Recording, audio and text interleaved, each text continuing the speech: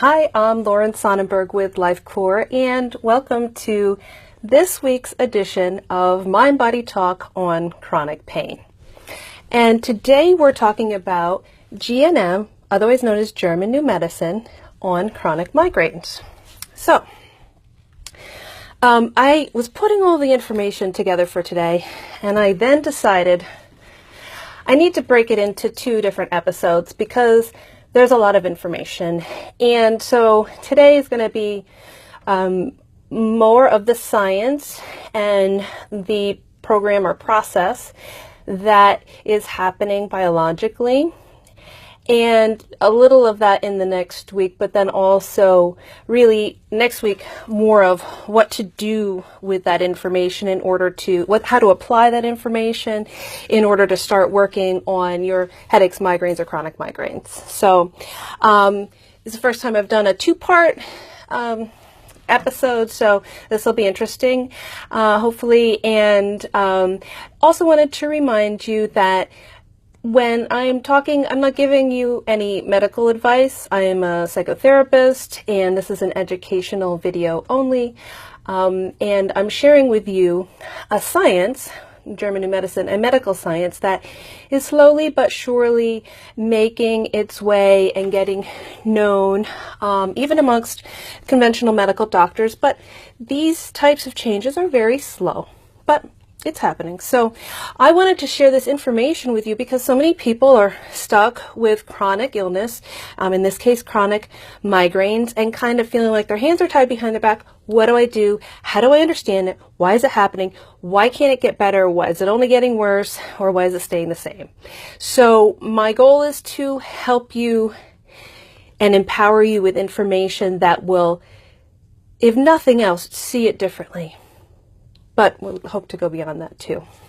So, and have you walk away with an empowered mindset. So let's first, we have to revisit our German New Medicine graph. Now, the last time I checked, and I've been working on this, trying to get the screen flipped around, but I have an Android, and I don't think they have that capability yet like they do with the iPhone, even though I've tried. So I have put in the feed of the LifeCore Facebook page where you're watching this, the last post earlier today was an image of this with full color and full descriptors. So this is very basic here because I wanted you to be able to see it. So here we go. Here's the basic German New Medicine two-phase concept. So here we are. This is normatonia. We're just going along, living our life, and then boom. Let me get my little pointer here. We have a DHS, or a conflict, a biological conflict that occurs. And here we were just minding our own business, living our life, and boom, this biological conflict happens. Now, for people brand new to GNM, even though people aren't familiar with the term bio-emotional conflict, I think it's oftentimes a little bit more descriptive to understand it at first, because let me give you an example of what type of conflict that could be. And there are many of them, but just to give you two examples, like a scare-fright conflict or a territorial fear conflict. And I'm going to get into the different types of names and descriptors of those conflicts that could occur, that occur most often with migraines. And I'm going to do that in the part 2 on next Thursday. But in the meanwhile, I wanted to at least get you understanding this today. So this here is your conflict active phase. Okay, this is the cold phase, and I'm going to describe that in a few moments here. Then, if we are to have conflict resolution, somehow it's either resolved practically or on the psychological level or emotional level, we then have conflictolysis or resolution here. We get into the healing phase. This is the warm phase, with the exception of this epicrisis or epileptoid crisis.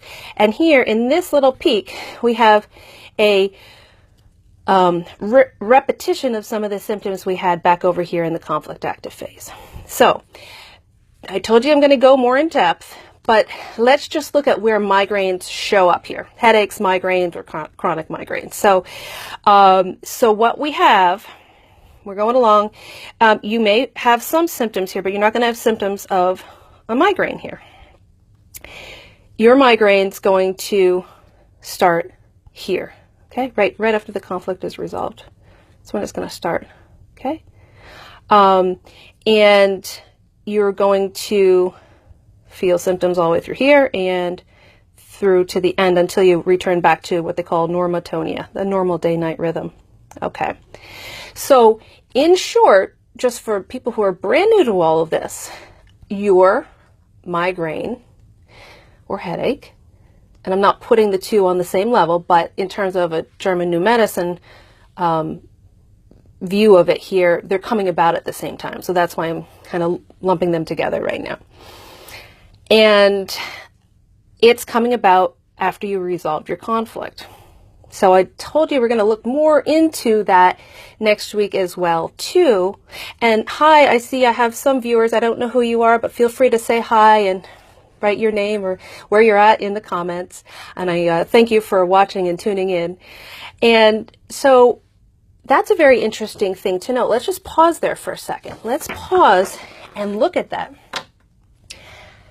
Does that totally rock your world, your notion, like something so painful and bothersome can be actually happening when I'm in resolution and in a healing phase? Like anybody who's new to German new medicine, it normally does. Like it doesn't fit. It doesn't fit in the mind. Like what the bigger term would be cognitive dissonance. Like where do I put this? Because how can something that feels so awful actually be a sign of my body being in repair and my emotional and psychological state being in repair? So that's the first kind of probably really hard notion to grasp when we're talking about German new medicine. And thanks for the like. Hi, Kathy, how are you? And so let's go back to our image here.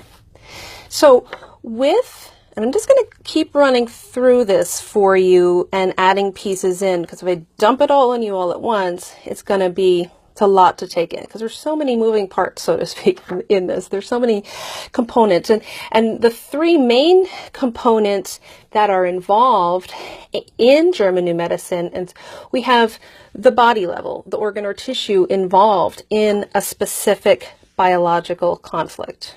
Okay? At the same time, we have the psychological piece. GNM refers to it as the psyche. The psychological, you might easily term it the more emotional piece. You'll have a shock. You have a shock and all the emotions that go with that. It doesn't have to be a major shock always, but something that catches you off guard. You have that. And then, so that sets the ball in motion. Okay, and then we have the third piece. So this is a triangulated science. There's three parts involved, and any one part is there's two other pieces going on at the same time always. And we know where to look, because German new medicine, then the doctor, who was Dr. Hammer, who sadly did pass away this last July. I believe it was July, not June. Correct me if I'm wrong. And so what we have is on the level of the brain. Like literally you can see this on a brain scan, a CAT scan without dye.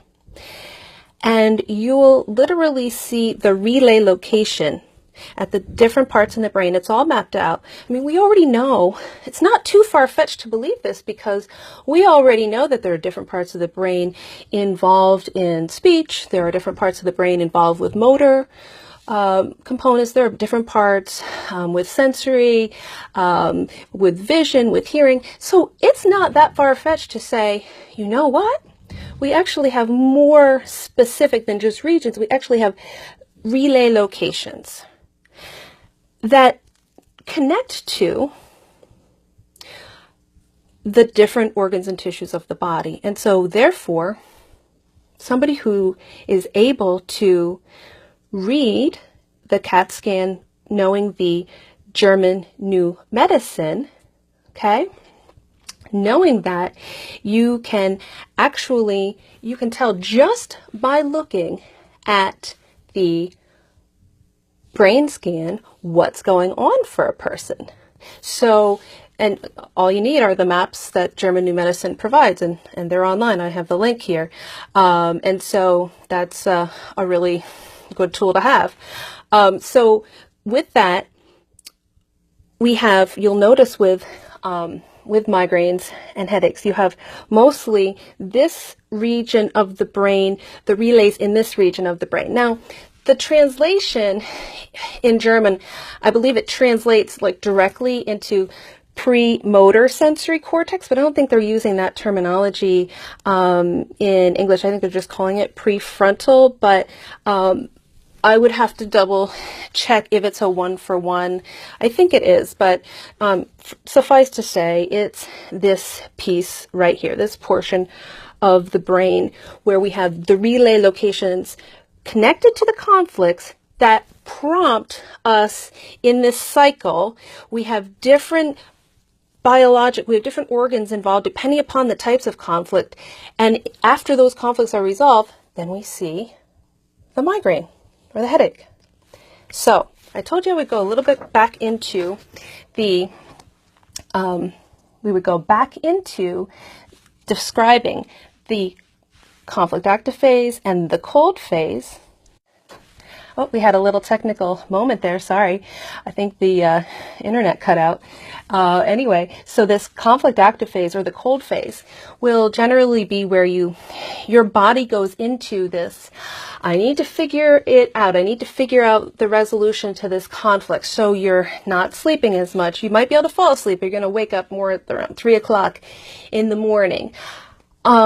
You're going to be more likely to have a higher pulse, a higher blood pressure. You could, and let me just pull this up because if you hear what I'm going to say next, remember it could also happen here in the Epicrisis because that's where we have a revisitation of these symptoms. Cold sweats, okay, things like that can occur there. And we have a constriction of the blood vessels. So we call it the cold phase because your hands are a lot colder. Whereas when you start to resolve this here, you have the warm phase. This is where the blood vessels stop their restriction, the hands warm up, and we have a lot of different symptoms that are showing up then. Okay, because now we're going to be able to sleep. And in fact, and you're going to want to eat more. Your appetite will have returned. And this is, if the conflict was big enough, you could be so tired that you can't even get out of bed.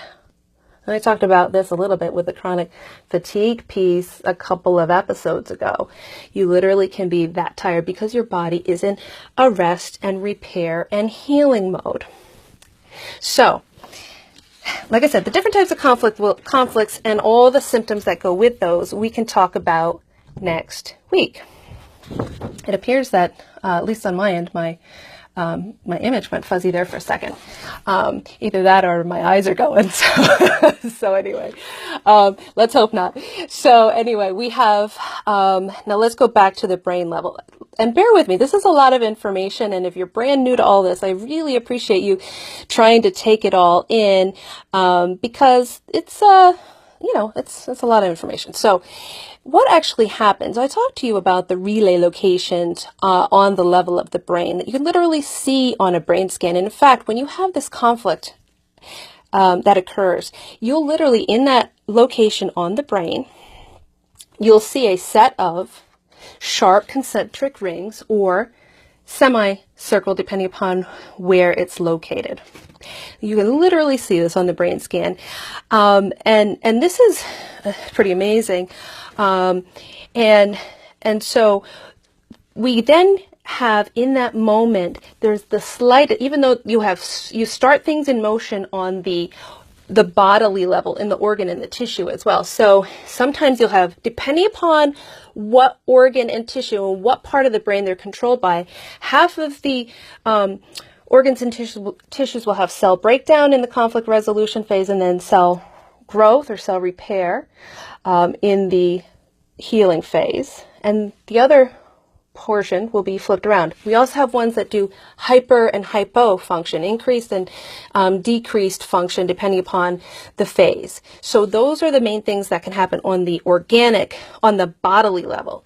But on the brain level, and I'm really focusing on that today because of the chronic migraines piece. Hi, Julie. Hi, Beth. Hi, Gloria. I think I already said hi to Kathy. Here we go. We have the slight damage to the neurons, the nerve cells in that relay location after this conflict has occurred. Now, when we start to go into the healing phase here, the restoration phase, what we have is an edema formed in that area of the brain of water and serous fluid, okay? And it's there to protect that region of the brain during this restoration phase. We feel pressure then. We feel a dull pressure headache then, because there's more water pressure, there's more edema in that portion of the brain. Correspondingly, on the bodily level, in the organ or tissue involved, we also have that edema happening at the same time. And how big that edema is has to do with how big the conflict was. Small conflict, small edema. Big conflict, big edema. Now, even the bigger edemas we can normally be okay with, as long as it's not coupled with another type of conflict that has us holding on to a lot more water. And that one has to do with an abandonment conflict.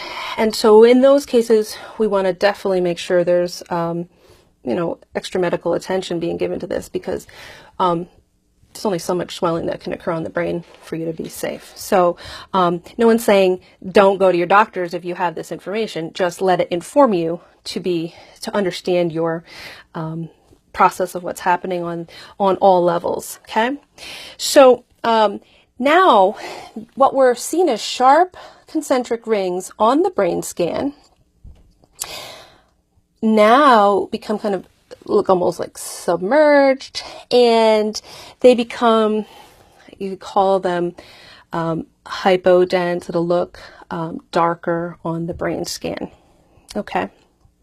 So I think I did mention, I did mention the dull pressure. You can have dizziness at this point, and so the headache and the migraine.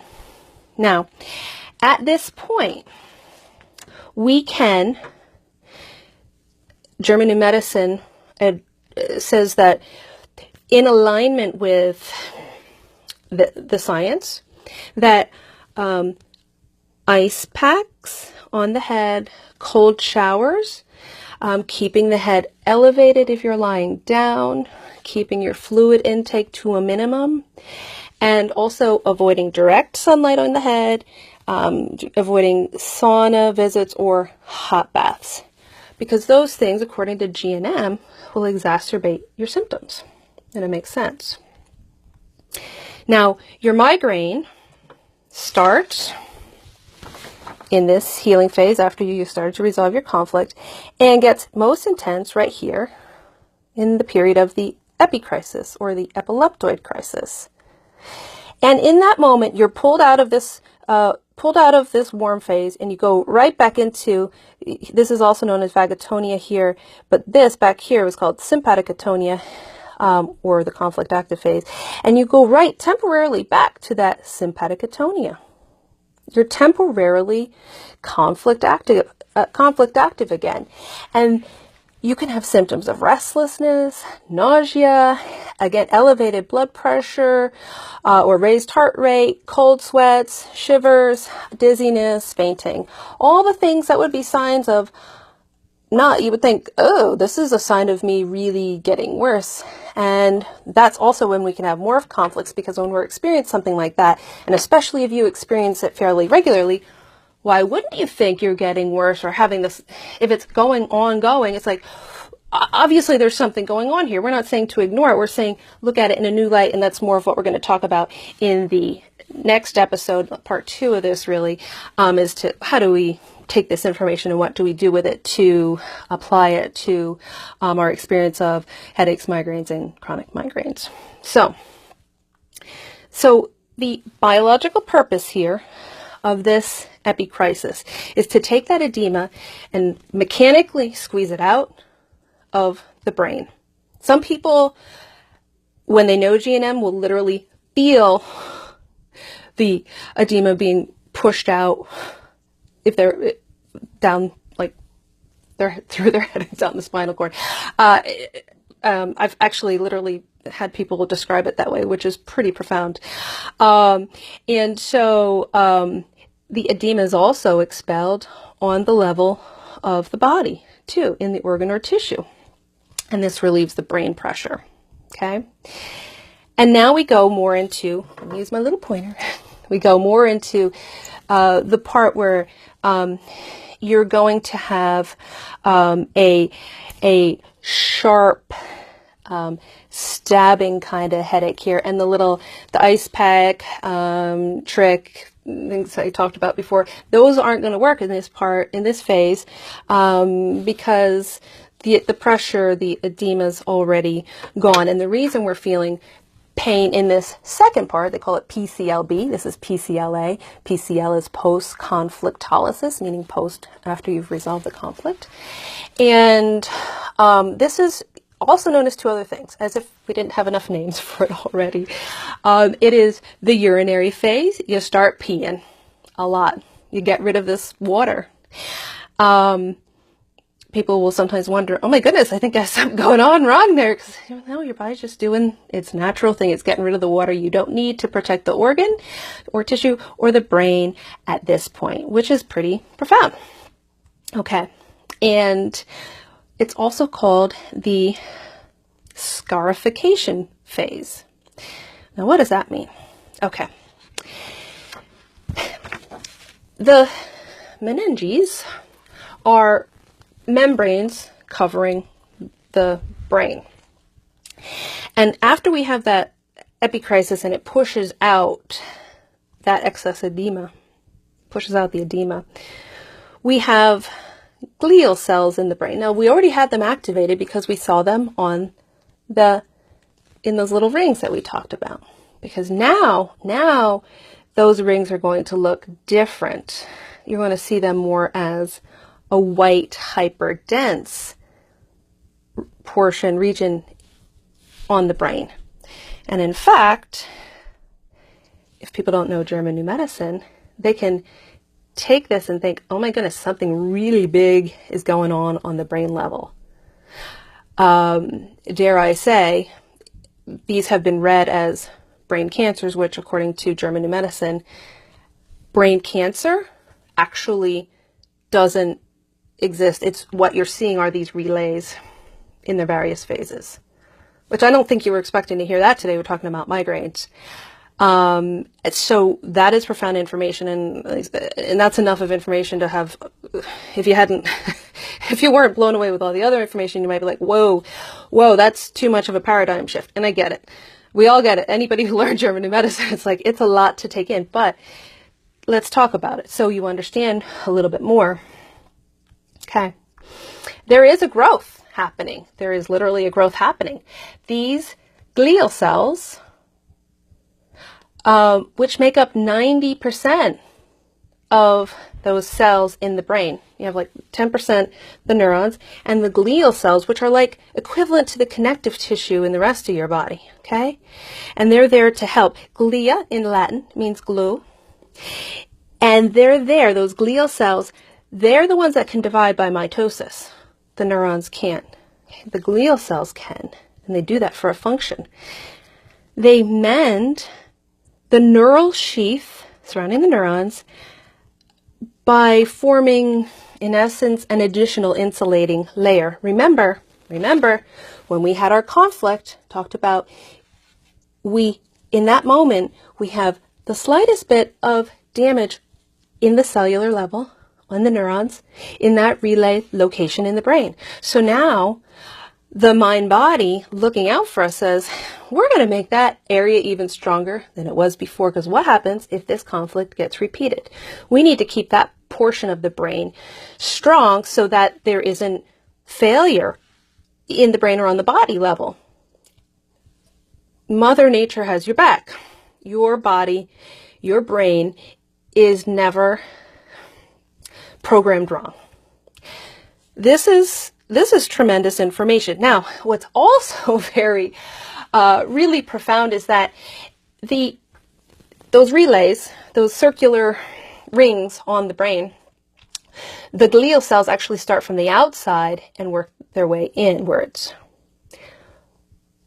which also kind of takes that whole brain cancer theory and throws it out the window, because that would talk about an expansion outward. We see here totally something the opposite. So, I'm putting it out there because I could not go there and not talk about that today, but because it's so, it's of import, because what if somebody does have a migraine and they go and they get a scan and somebody gives them news that they weren't expecting? You should know what we talked about today. So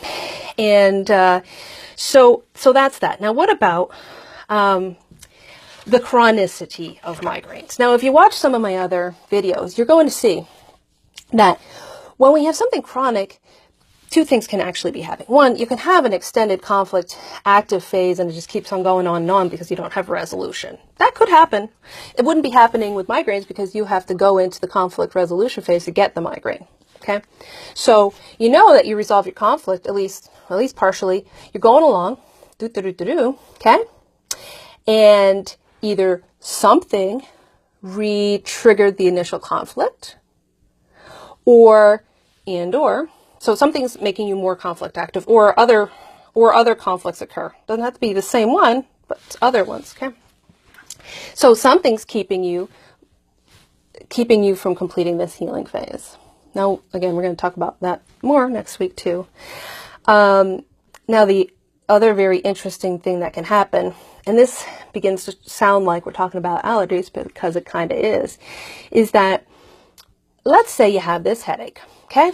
You're in that healing phase, you have this headache or migraine, and you have either some food or something, when it's at the peak of, you're really in pain, something then becomes part of your mind body reads this as, okay, this is something else that's going on here.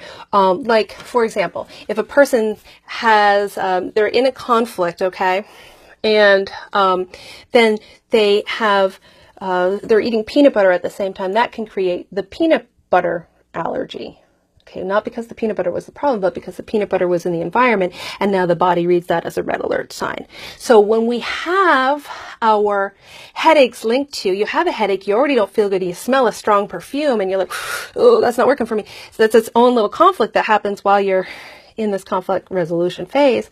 Now that's looped in too. So now when you start to resolve these conflicts, you have all these other things to work on resolving too. So that's how it can easily become chronic, because either you're not resolving the conflict, it's reactivated, or you have multiple layers, or kind of tracks, as they call it with German New Medicine, that get added in, and more than one can be added in, and that's why it can become very complicated for a person to work through it and get out of the cycle, get out of the chronicity. I think anybody with chronic migraines would be probably okay with having a headache or a migraine here and there, as long as it's occasional, and as long as you know why it's there. It does help so much to know. It doesn't make it all better in your mind, but it does really help to know, oh my goodness, look, I just got the headache, I just had that migraine, and look, I know what happened right before. Now I'm starting to pay attention. And the one thing I forgot to say to you, what's often happening is when this conflict resolution phase, and when your migraines start, you're normally having a more relaxed time. It's the weekend, you're not working, okay? You went on vacation, it's the holidays, you're out of your routine, you're more relaxed, and how many people have gone on vacation and you got wildly ill on your vacation? Like a lot of people, right? I mean, I think we've all had that happen in our lives, where you got this headache, you're trying to have a good time, you're relaxing, you're on the beach, you know, you got your little margarita, and boom, headache. And that's before you had too many of them. So anyway, so there is a lot that goes on with this, but really, I guess there are a lot of takeaways, but the thing too, if you take nothing else away, it's actually the migraines are coming about when you're resolving your conflicts. So we need to know what those conflicts are. We need to find a way to resolve them. And that's more about what we're going to talk about in next week's episode. So does anybody have any questions? Because I know I gave you a lot of information today. And I'm just going to check here for a second. Okay. Well, thank you so much for watching. And I will see you next week on part 2 of this discussion on migraines. Thanks again for watching, and see you soon. Bye-bye.